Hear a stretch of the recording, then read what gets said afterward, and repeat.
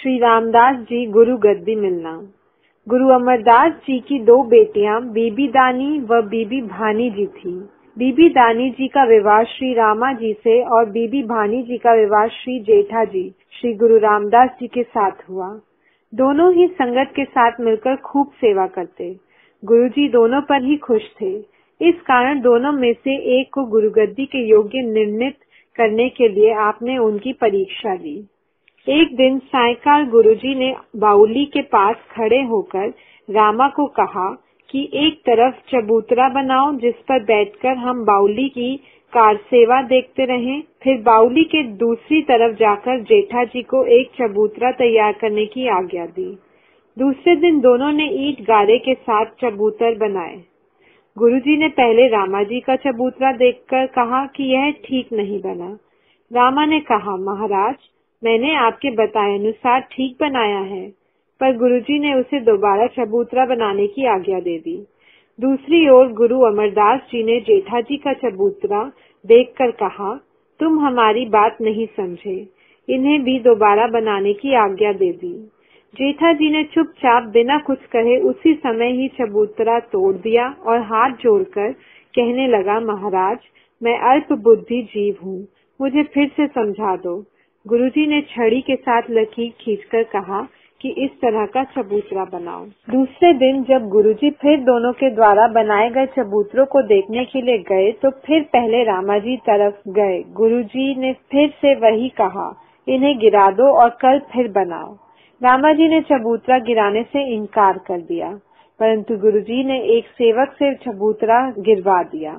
फिर गुरुजी जेठा जी के पास गए। गुरुजी का उत्तर सुनते ही उन्होंने चुपचाप चबूतरा गिरा दिया और कहा, मुझे क्षमा कीजिए, मैं भूल गया हूँ, आपकी आज्ञा के अनुसार ठीक चबूतरा नहीं बना पाया। गुरुजी फिर दोनों को समझाकर चले गए। तीसरे दिन जब फिर दोनों ने चबूतरे तैयार कर लिए तो गुरुजी ने रामा के चबूतरे को देखकर कहा, तुमने फिर उस तरह का चबूतरा नहीं बनाया जिस तरह का हमने कहा था, इसको गिरा दो। परंतु उसने कहा, मुझसे और अच्छा नहीं बन सकता, आपको अपनी बात याद नहीं रहती, फिर मेरा क्या कसूर है, आप किसी और से बनवा लो। गुरुजी उसका उत्तर सुनकर चुपचाप जेठा जी की तरफ चल पड़े। गुरुजी ने जेठा जी को भी वही उत्तर दिया कि तुमने ठीक नहीं बनाया, आप हमारे समझाने पर नहीं समझे। जेठा जी हाथ जोड़कर कहने लगे, महाराज मैं कम बुद्धि करके आपकी बात नहीं समझ सका, आप जी की कृपा के बिना मुझे समझ नहीं आ सकती।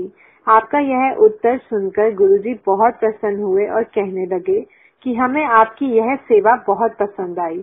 आप अहंकार नहीं करते और सेवा में ही आनंद लेते हैं। एक दिन गुरुजी अपने ध्यान स्मरण से उठे और बीबी भानी से कहने लगे, पुत्री हम आप दोनों की सेवा से बहुत खुश हैं, इसलिए हम अपनी बाकी रहती आयु श्री रामदास जी को देकर वैकुंठ धाम को चले जाते हैं।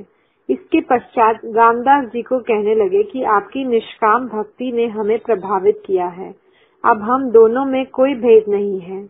हमारी बाकी आयु 6 साल 11 महीने और 18 दिन है। आप हमारे आसन पर बैठकर गुरु घर की मर्यादा को चलाना। यह वचन करते आपने 5 पैसे और नारियल श्री रामदास जी के आगे रखकर गुरु नानक जी की गुरु गद्दी की 3 परिक्रमा करके माथा टेक दिया। अपने पुत्रों व सारी संगत के सामने कहने लगे कि आज से गुरु गद्दी के यह मालिक हैं, इन्हीं को माथा टेको। मोहरी जी गुरु की बात मान गए, मगर मोहन जी ने ऐसा करने से मना कर दिया कि गुरु गद्दी पर हमारा हक है, यह कहकर माथा नहीं टेका। तत्पश्चात सारी संगत ने श्री रामदास जी को गुरु मानकर माथा टेक दिया।